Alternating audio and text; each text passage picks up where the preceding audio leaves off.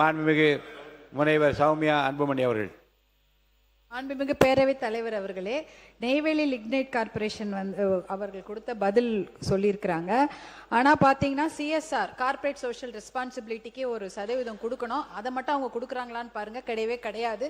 மனசாட்சியே இல்லாத நிறுவனம் எதுனா அது என்எல்சி தான். தமிழ்நாட்டில் மனசாட்சி இல்லாமல் எல்லா விவசாயிகளையும் ஒரே நைட்டு வெளியில் தூக்கி போட்டுட்டு தண்ணியும் உறிஞ்சு அதை வளத்தையும் கெடுத்துட்டாங்க.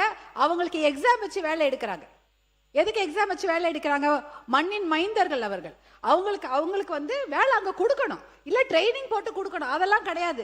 எக்ஸாம் போட்டு வேலை போட்டு வெளியூர்ல தான் ஆளை கூட்டு வந்து வேலை வாங்குறாங்களே தவிர நிலம் கொடுத்த விவசாயிக்கோ விவசாயியோட பிள்ளைக்கு வேலை கொடுக்கறது இல்லை. என்ட்ரன்ஸ் எக்ஸாம் எதுக்கு?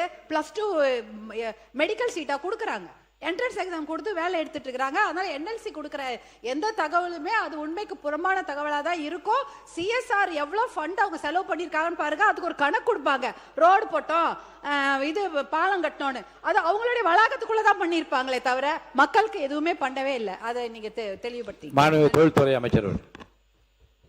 மாண்புமிகு பேரவைத் தலைவர் அவர்களே, இந்த என்எல்சி நிறுவனத்தை பற்றி உண்மையாகவே நிறைய பேர் நிறைய கோரிக்கைகள் வைக்கிறாங்க. முனைவர் அவர்கள் சொன்ன மாதிரி சிஎஸ்ஆர் ஃபண்ட்லேருந்து அவங்க ஒதுக்காமல் நிறைய பிரச்சனைகள் பண்ணியிருந்திருக்கலாம் இதுவரை. இதே மாதிரி விவசாயிகளுக்கு அதனால பாதிக்கப்பட்டு இன்னைக்கு இருந்திருக்கலாம். ஆனால் நம்ம முதலமைச்சர் என்னைக்குமே விவசாயிகளுக்கு ஏதாவது ஒரு பிரச்சனைனா நிற்கிறவர். கண்டிப்பாக அந்த பிரச்சனையை நாங்கள் இன்னைக்கு சால்வ் பண்ணி தருவோம். இந்த அரசாங்கம் இப்போ வந்திருக்கு, 3 மாதம் தான் ஆயிருக்கு. அதுக்கான கமிட்டி நீங்கள் கேட்ட மாதிரி நாங்கள் போட்டிருக்கோம். முத்தரப்பு பேச்சுவார்த்தை நடந்துகிட்டு இருக்கு. கமிட்டி இப்போ போட்டிருக்கோம். அதுக்கான தகவல்கள் உங்களுக்கு வரும். கண்டிப்பா யாருக்கும் எதிராக நாங்கள் நடந்துக்க மாட்டோம். விவசாயிகளுக்கு கண்டிப்பா சப்போர்ட்டா இருப்போம், மக்களுக்கும் சப்போர்ட்டா இருப்போம். அதே என்எல்சி நிறுவனம் அந்த மாதிரி இருக்காங்க அப்படின்னா அதுக்கான நடவடிக்கை இந்த அரசாங்கம் கண்டிப்பா எடுக்கும்.